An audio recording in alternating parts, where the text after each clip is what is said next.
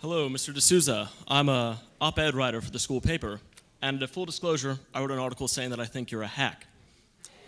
Now, I came with an open mind, and I was disappointed to find that much like much of the current president's comments, yours are based on sort of shallow logic, lack of expertise, no real facts, and economic ignorance. But, and some conservatives have said that too, but I have a question about the broader conservative philosophy, and this gets back to what you said about trade. Now, you said that, we gotta, get trade back in order.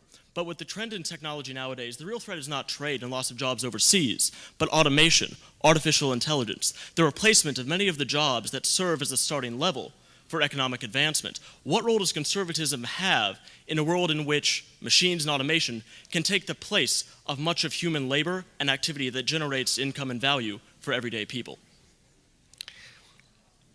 All right, well, man, let me say this. If it is the case that in what I said tonight, and I put some fairly incendiary material on the table, if I had said something that was even arguably wrong, factually wrong, about the Democratic Party or about fascism or about Trump, it would be very easy for someone to point it out.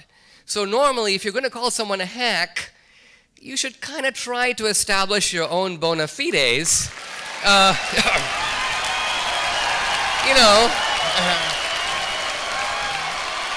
It's okay.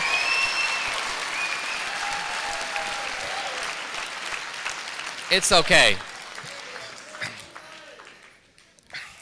Look, a certain amount of moral indignation is the staple of being a late teen. And so I think we should be indulgent. Now, technology. Look, here's the point. We have seen in the United States the ordinary working guy, I don't just mean the white guy, the black guy, the Hispanic guy, the working class in this country has been hit by three powerful winds blowing in the same direction. And those winds are named globalization, immigration, and technology. Now, what does the Democratic Party plan to do about any of these? And the answer is nothing. Nothing. Obama did nothing. Hillary proposed to do nothing.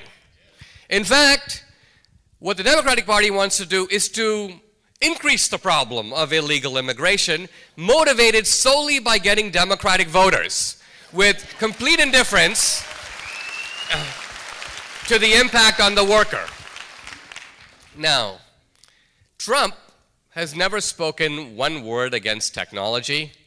The technology boom in the United States is the product of Reagan-era policies of privatization, deregulation, the unleashing of the entrepreneur.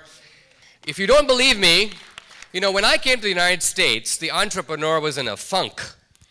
The guy who was riding high on the hog was the federal worker.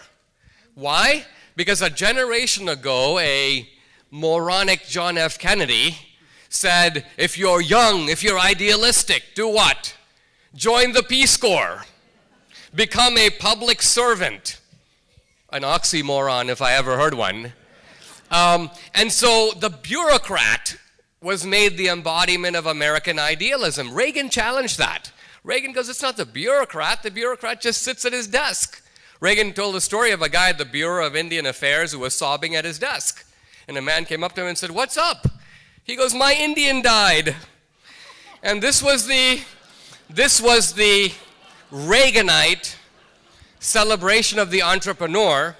And if you talk to young entrepreneurs, Michael Dell and others, they will tell you that the Reaganite mood of optimism is what launched Microsoft in 1982 and Dell in the 80s and this whole technology boom. So, in short, Trump recognizes the great benefit of technology. But he also realizes that in a society, it's not fair for a whole bunch of people to gallop tremendously ahead while a whole bunch of hardworking people are left behind. What kind of American dream is it that only works for some people. If we're going to have ladders of opportunity, everybody should be able to see a ladder.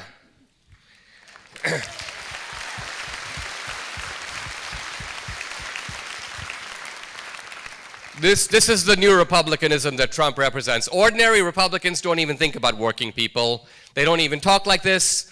They talk about things like trade instead of talking about things like workers and jobs and incomes and looking after your family.